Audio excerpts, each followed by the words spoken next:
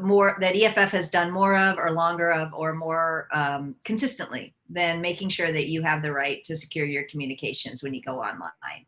We've been standing up for your right to be secure in your communications since, well, honestly, before there was a World Wide Web. I've kind of lost count. I'm not sure we're in Crypto Wars Part 3 or Part 4. It kind of depends on how you count. But however you count it, as more and more people are living and sharing and operating online, especially during this pandemic, we need real security more than ever. So it's puzzling, as well as, I would say, pretty infuriating to have the same dumb conversation about cryptography in 2020 that we did when I started working on this issue in 1993. So EFF helped free encryption from government control in the first place, and we're going to stand up and do it again. But let's talk about where we are today. And to do so, we have an all-star panel. First, from EFF's board of directors, we have Bruce Schneier, author of Applied Cryptography, renowned cryptographer, public interest technologist of the first order, as well as an author, a teacher, and I'm not just saying that because he's on EFF's board. And also with us is Andrew Crocker, Senior Staff Attorney at EFF, and Erica Portnoy, Senior Staff Technologist at EFF. And between them, Erica and Andrew, with help from our legislative team and our activism teams, are really spearheading EFF's work to protect cryptography right now. So I want to get right to it. We're gathering questions and comments on Twitch.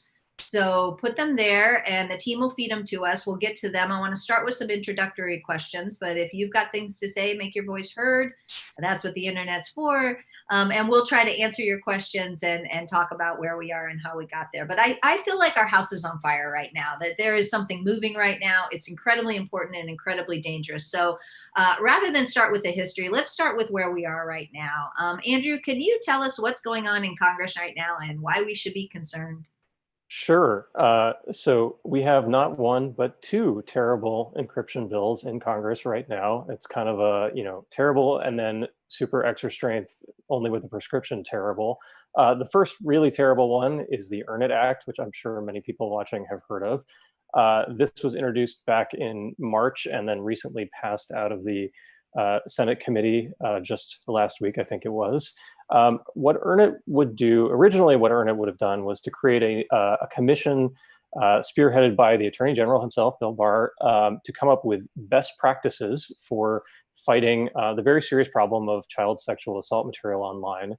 And the idea of Earn It, the reason it's called Earn It, is that services would have to follow these best practices in order to earn immunity from lawsuits under Section 230, a law that's near and dear to our hearts, of course.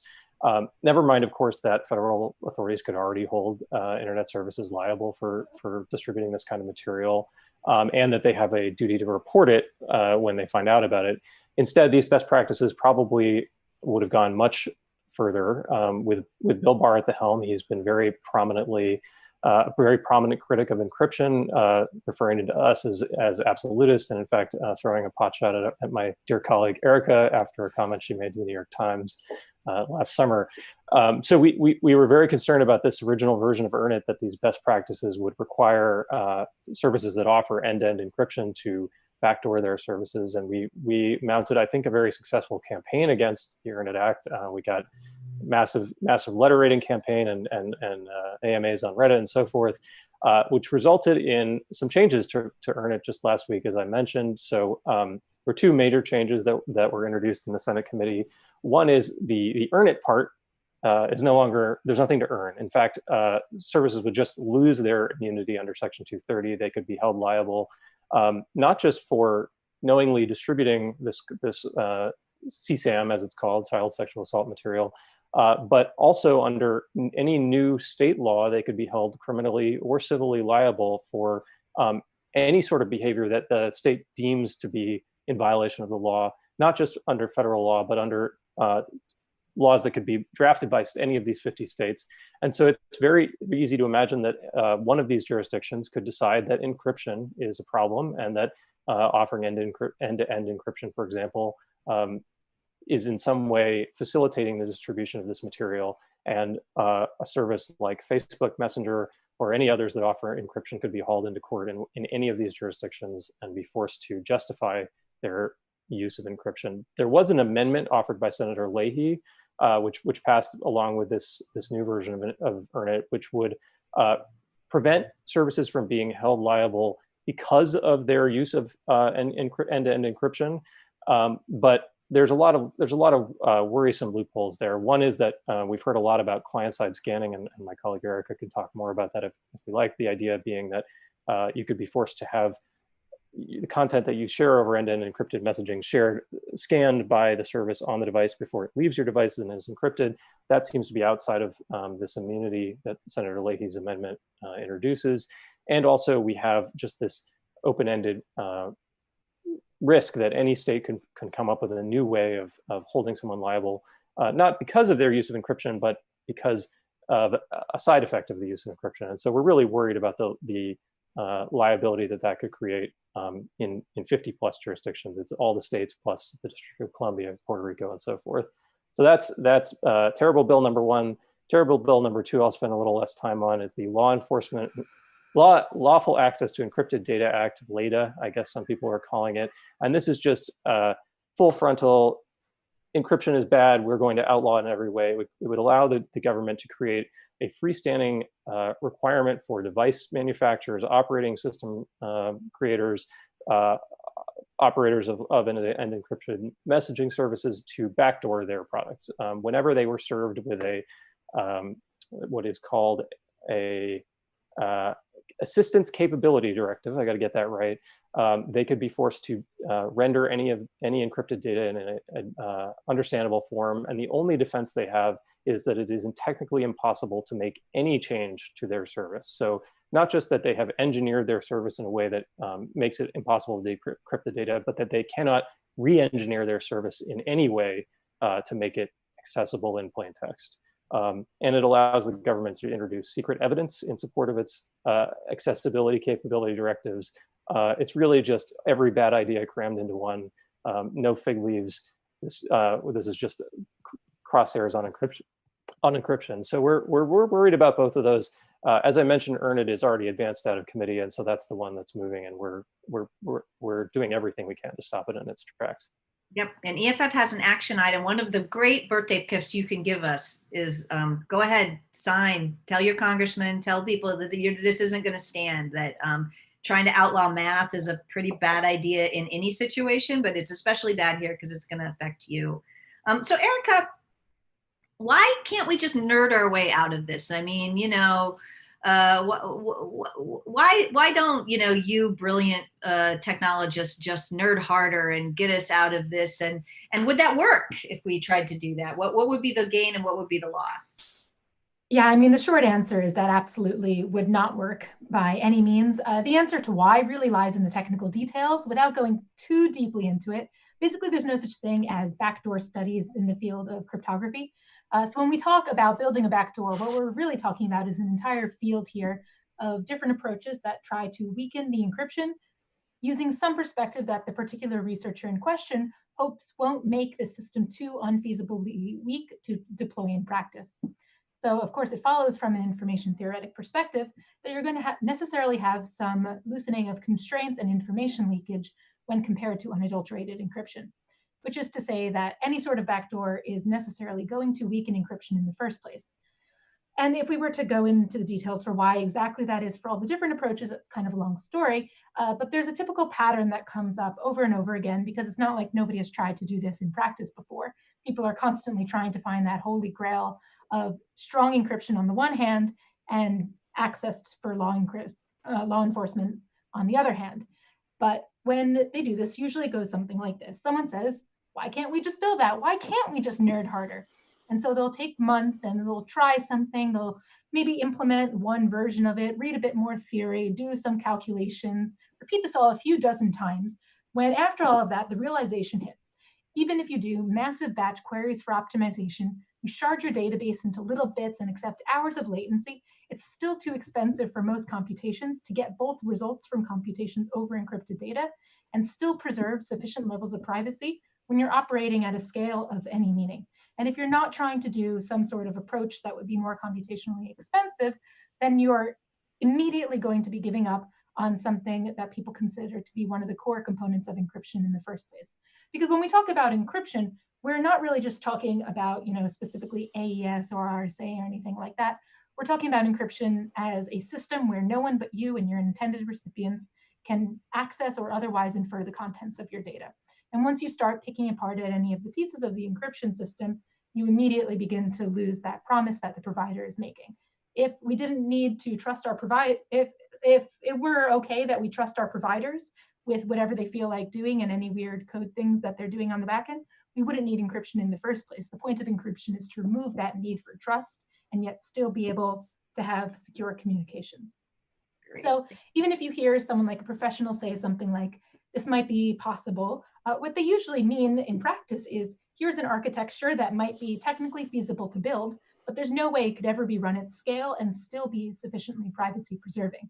And of course, that's not even starting to go into the international governance aspect of things, where nothing is going to stop someone with criminal intent from just using an international product that's not required to have a backdoor in the first place. So you start to get into the policy perspective as well. And if you look at the practical details of any of the technical solutions that have been proposed so far, and also considering it from a general theoretic perspective, it's really just not something that's feasible anywhere outside of dreams. Outside of dreams, nightmares really for me, but exactly. I totally understand. So Bruce, how did we get here? Like, why does the government hate cryptography so much? And what's the history here that has led to this being such a problem that just doesn't go away? I think there's a security versus security debate that's been going on since the early 90s.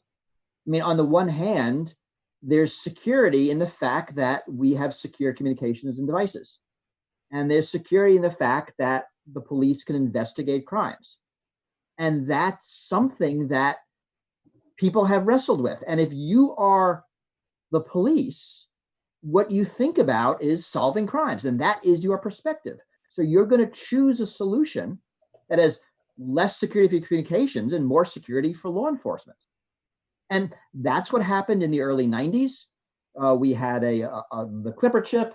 I pulled out my book that's about 25 years old, and I write about it. This is 1993. Cindy was there. We were there. And there it was, secure telephones. You look at crypto war number, I think it's 2 or 3, which is the iPhone versus the FBI, and that's encrypted storage. And now we're talking about message platforms.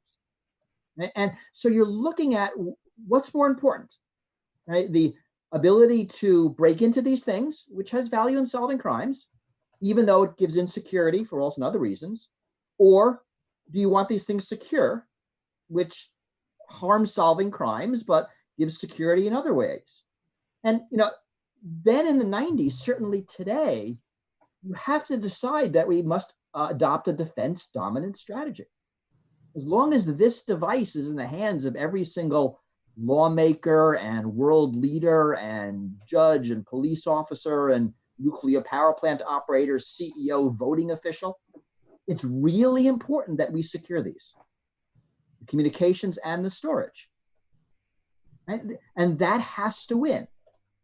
And if the FBI and other law enforcement need to learn other forensic techniques because they can't get at the phone, that's an overall security win for us. But that's always been the battle, the security versus security. And I think it's the myopic view of someone like an FBI or a Justice Department that only has them look at the crime prevention aspects and not the broader, all of our legislatures have these aspects of the problem. Yeah. So Andrew, I know you have been tracking a lot whether it's really true that the FBI has a hard time solving crimes because of encryption. And I think that they tell a story about how hard it would be to solve crimes. I actually think you prevent crimes with encryption, because if they can't get your data in the first place, they can't do it. But how trustworthy is the government when they say that this is a real problem for them and that bad guys are getting away? Well, without ruling in on how trustworthy they are, I would say that they've had a very hard time coming up with reliable figures and anything more than anecdotes. So Bruce mentioned the San Bernardino case. We were all told in public that this was a ticking time bomb, that the FBI needed to get into the phone seized from one of the shooters in that case to find out if there were any other co-conspirators, things like that. And that the only way in, of course, was to compel Apple to assist, to create a custom version of iOS to get in. And then on the eve of the hearing, I in fact had flown down to go to this hearing. I was in the airport. We found out that the FBI, lo and behold, had another resource at its disposal, and had, with the help of an outside party, had gotten into the phone.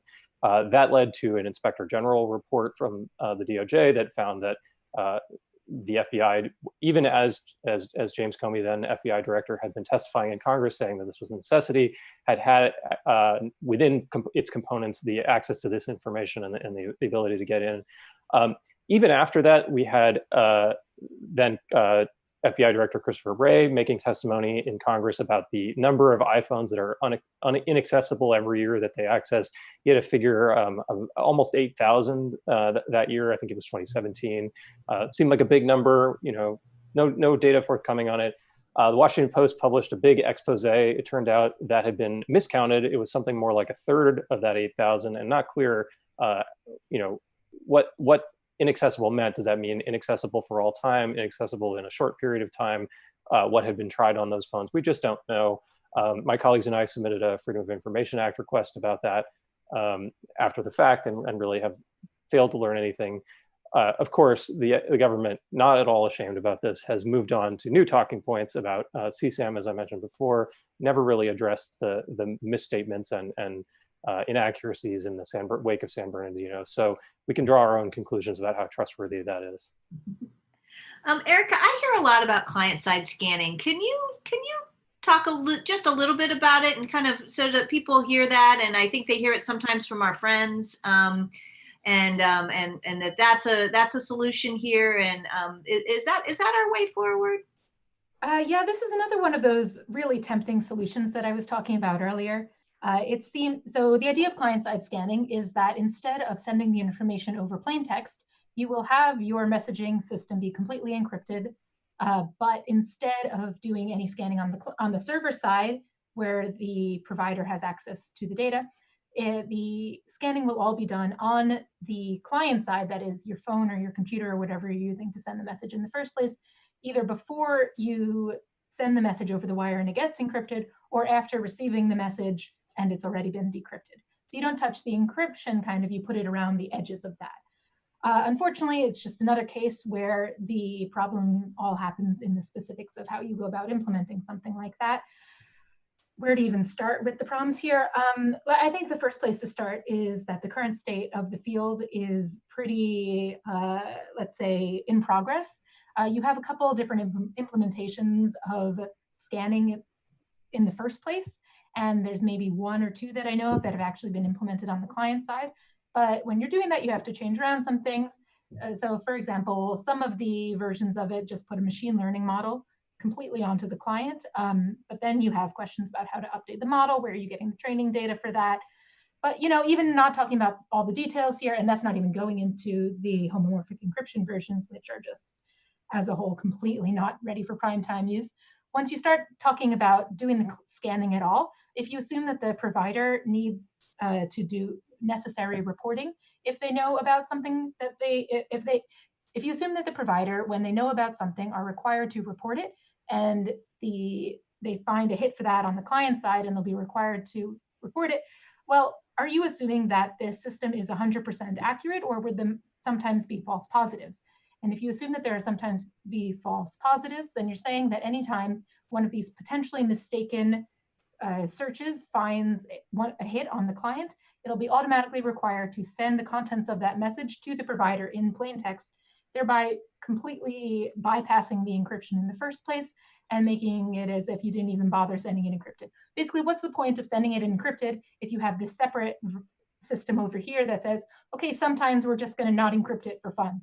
Not for fun, obviously, but for fun, I mean, maybe a machine learning algorithms concept of fun where it finds the wrong thing in the first place. And anyone who says that there's 100% accurate machine learning system has never written a machine learning system in the first place. So that's just a couple of the problems there so far. Another giant problem with this is that once you build a system for this, it pretty much takes as an input a set of images or text. It's not a CSAM specific system by any means. You could put any images that you want to have censored in there. In the first place, you've just built and implemented and deployed a general purpose censorship system which can decrypt and report on any messages that someone sends, which is obviously not something that we want to be putting into our devices, because it would be extremely easy to move from there to talking about potential terrorist content or misinformation. And of course, as we know, whoever controls the meanings of those things is the ones in power, and the ones in power aren't necessarily the ones that we want to be giving even more power. If you're considering terrorist information to be, for example, like saying Black Lives Matter, that's not that far-fetched that you can imagine an administration that says anytime you're talking about activism or protesting, that automatically counts as a sort of content that would need to be decrypted. And then once that stuff starts being decrypted automatically, what do you even have your end-to-end encryption system for? Client-side scanning is something that, if you're really in the weeds of all the technical details of all the different ways you could build a backdoor terribly, it sounds a little more tempting, but we must not be tempted by it. It's not any better than any of the other solutions. That's right. That's right. A dictator's dream we should not build. Our audience has a question for Bruce. Bruce, do you think Beyond Fear is still an accurate perspective on the relationship between privacy and security? I think it's not bad. I think I did a better job in this book, which is like a decade later. So I would go here first before I would go back to Beyond Fear. You're assuming I remembered what I wrote back then. And really, I think the way to think of all of these lawful access provisions is we're trying to put a vulnerability in your device, in your system, that the police can use. Right? So this is a vulnerability. Right? It's something against your interest. Maybe you're a citizen, you're a dissident, you're a criminal. Right? It's something you don't want that is going to work when the police want it. So now I have to build a tech system that only operates when someone with the correct morals and the correct legal piece of paper nearby operates. Right? So that's actually not a tech. That's not something technology can do. I can't build a tech that works differently in the presence of a certain legal piece of paper. Right? It's tech, it just works. So now I have to build a technical wrapper to try to make sure that only the good guys have access to it. And that just doesn't work. Right? So I can build a secure system, or I can build an insecure system and try to make sure the insecurity is only in the right hands. And that's why it isn't a matter of nerding harder. It's a fundamentally different way of nerding. And again, this gets back to, if we believe defense has to dominate our strategy, then build the things securely. It's more important that our critical systems, national, corporate, personal, international, are secure than it is to have this one sliver of tool that law enforcement can use. Yeah, I often say that, if the police went around your neighborhood and said, look, we believe there's a thief who's breaking in, so why don't you leave your front door open so we can make sure that you're not the thief and we can catch you if you are the thief. Most people would think that that was not right. But that seems to be the tenor of what law enforcement would like us to do with our digital houses. And I think that we should look askance at them in the same way. But obviously, I'm a little biased. Andrew, we had a question about the Wyden bill. What do we think of Senator's bill that was meant to counter the Earn It Act? Yeah, so to my knowledge, we haven't taken a strong position on it. My understanding of what the bill would do is relatively well intentioned. Those of us who are against Earn It sort of point to all of the things that could be done to stop the very real problem of CSAM that this bill does not do. However, the Wyden bill would provide a lot more funding to the FBI and to the others that fight it, and we've seen the FBI in the pursuit of this very real problem overreach. Engage in very problematic surveillance that trenches on Fourth Amendment rights, such as in using so-called lawful hacking techniques by using informants at Best Buy to scan everyone's computer for illegal material and so forth. So we're a little bit suspicious about writing a blank check for fighting this sort of content. Great, thank you. Bruce, you wanted to talk a little bit about how we tie this to what's going on in Hong Kong right now. So Hong Kong's interesting, right? So there's now a new law there that gives the state broad security powers of censorship, of surveillance, and requiring compelling companies to turn over evidence of what in China is banned political speech and other crimes. And I think this really goes directly to why strong encryption is important. If these companies have backdoor systems, they will have to provide that backdoor access to the Chinese government just as they provide it to the US government. I think they can't play favorites. The tech is there. They're capable of doing it. They'll have to provide it. And only if we have secure systems can we ensure that dissidents around the world can speak freely. And I actually pulled a quote from James Baker. He used to be the FBI general counsel. He wrote this in 2019. And he said, "It is time for government authorities, including law enforcement, to embrace encryption because it is one of the few mechanisms that the United States and its allies can use to more effectively protect themselves from existential cybersecurity threats, particularly from China." So here we are a year and a half later, and he's right. Encryption is how we can help defend Hong Kong dissidents. And backdoors is how we abandon them. Thanks. Somebody asks, how do we think that situations like a global pandemic make it easier to smuggle in legislation that limits our privacy? What do you think, gang? I certainly feel a little like that right now.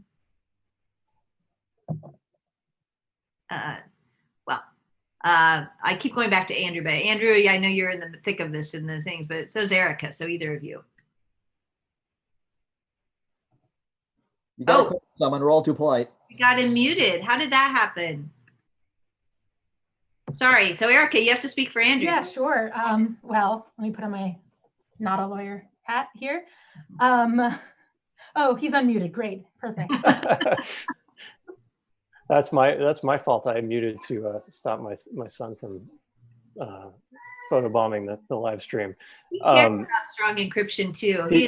He certainly does. I mean, that's sort of my answer is that whether it's being snuck in or not, they couldn't have picked a worse time. We're all stuck in our homes or out in the streets protesting. We're using Zoom. We're relying on our phones, and it couldn't be more out of touch with what people need. I think Bruce was touching on this a minute ago. We should all get used to the fact of strong encryption, and whether it's using the pandemic as a cover or not, it's exactly the wrong way to go. Yeah, we always talk about necessary proportional when we talk about surveillance. And we're living in a world where a lot more things are necessary, and proportionality is different. So you can easily see things being snuck in that's not related because it's an exceptional time. And I do worry about that. They have also been talking about this act for months. It's not like the Internet Act just popped up since the start of the pandemic.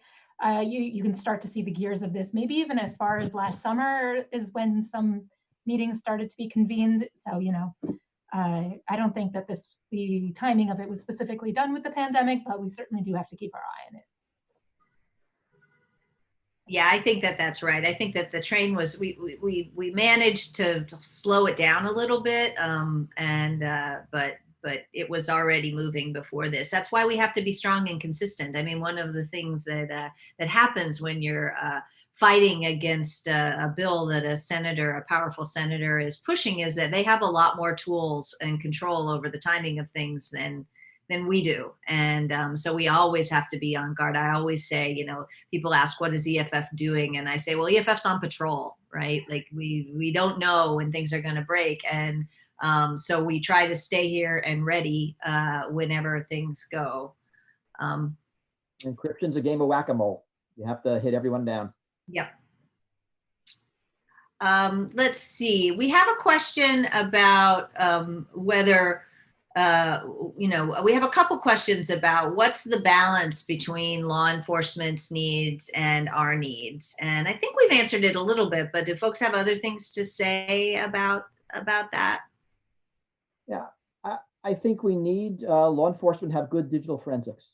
And there's a lot more to crime solving than getting the encrypted data. We're living in a surveillance society. There's a huge amount of surveillance data. And I think law enforcement is just very poorly educated, from the FBI, especially down to local. So going to the phone is sort of what they think as this is the solution. And if they had more sophisticated investigative tools, we could have all the security we wanted for our data and conversations, and they would still be able to have all the crime solving capability they needed. I actually don't think there's a conflict here if they actually had the tech that they needed. I think that there's truth to that. I also think that they have a lot of tech already. I mean, I would not put it past, just because you have, 9 of the cards doesn't mean you don't also want the 10th. And I think Peter Swire was right that we're living in a golden age of government surveillance, that the amount of ways that law enforcement has access to evidence that they did not used to have, the evidence that didn't even used to exist, much less that they didn't have, is pretty tremendous. The list is pretty long. So I'm in favor of getting good tools in the hands of government if they are not tools that undermine our rights. But I also just wouldn't assume that just because the government wants more, that means that they're missing something, as opposed to, want that 10th card, not just the 9 before it. But again, I have 20 years of this bias built up. Let's see, do we have any other questions coming in? Someone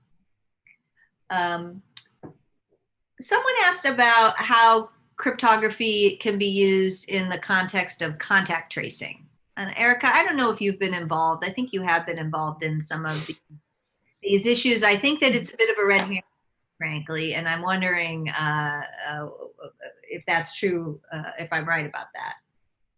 I really haven't been looking at the contact tracing stuff much. Some of our other technologists are more focused on those issues. That's because I initially saw some comments from epidemiologists and contact tracers who were talking about the tried and true methods that have worked over years and years of use, and that putting a tracking chip in people's phones to try to detect when they talk to each other and finding a technical solution for this is not going to be the way that we know is going to get the best results. So I haven't really looked into it much more than that, other than to basically say, let's listen to what the epidemiologists have to say, and if we need to build contact tracing tools in the first place, much less whether or not we should be putting cryptography on top of them. We do have some resources on our website where some of our technologists, Bennett Cyphers and others, have dug into the actual specs of the Google Apple API and put it through its paces. So maybe one of the moderators could throw that into the chat. Thanks. So this one's for Andrew, and it's from our board member, Brian Bellendorf. He says, if EarnIt passes or something similar, do we have a legal challenge? And will we do it? Well, we'll always try, right? That's what we, the lawyers on this team, like to do. I think I maybe would be a bad lawyer if I gave up the store and said exactly what we would sue over. But some colleagues and I wrote an analysis of the original version of the EarnIt Act, where we talked about ways in which it violated both the First and Fourth Amendments. Obviously, it's been amended since then, so we would have to do a new analysis. With the new EarnIt, where it sort of puts it all to the states, we'd have to see what the states do, what kind of backward laws they pass that would hold services liable for just deploying encryption. If that is in fact the strategy they take, I could certainly see First and Fourth Amendment attacks on those as well.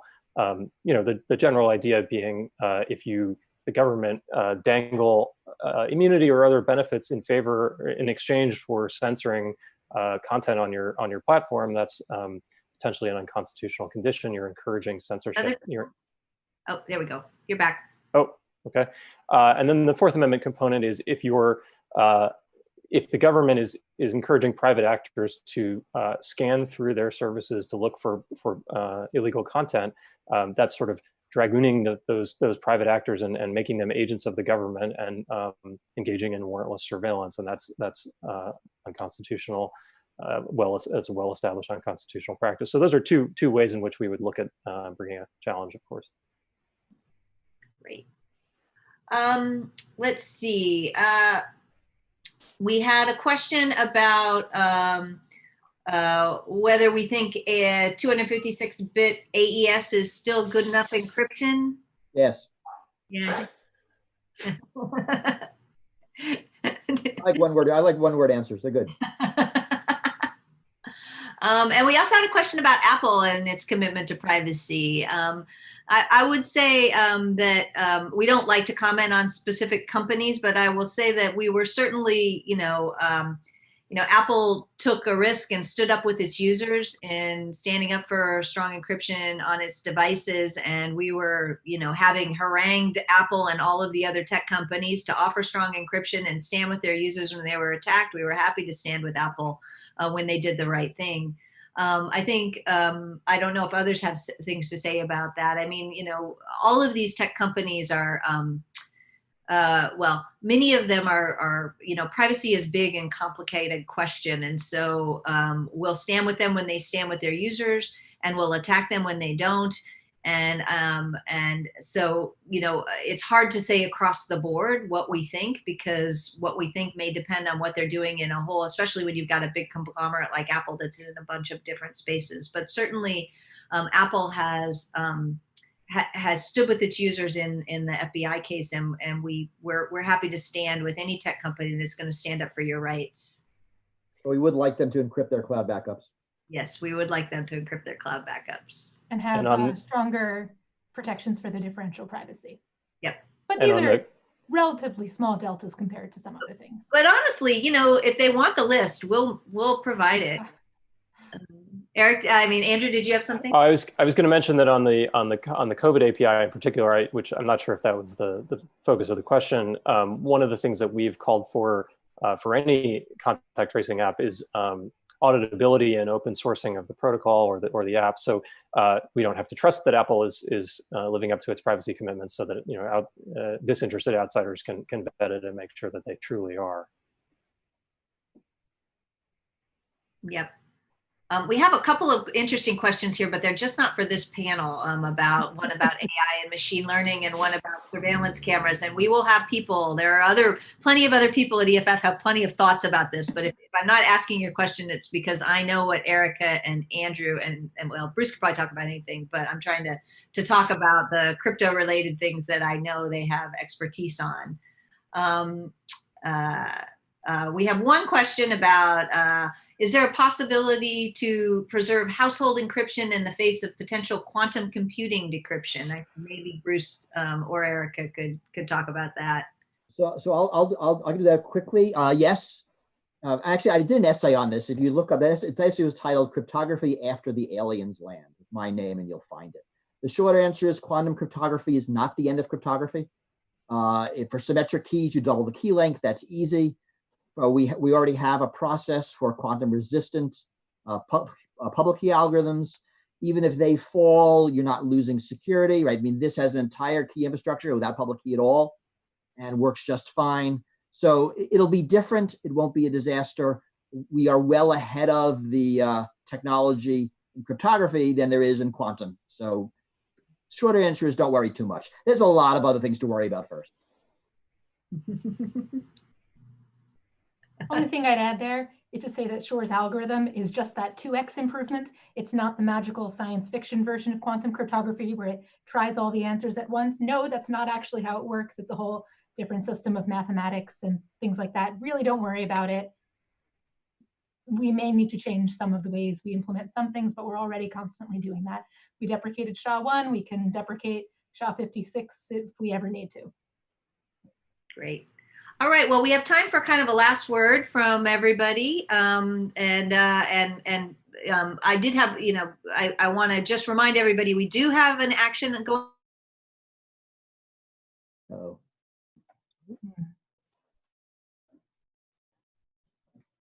Does anybody know what Sydney was going to say? I think it was the action alert against the Earn It Act. That was going to be my last word. So I hope that's what she was going to say. Call your senators.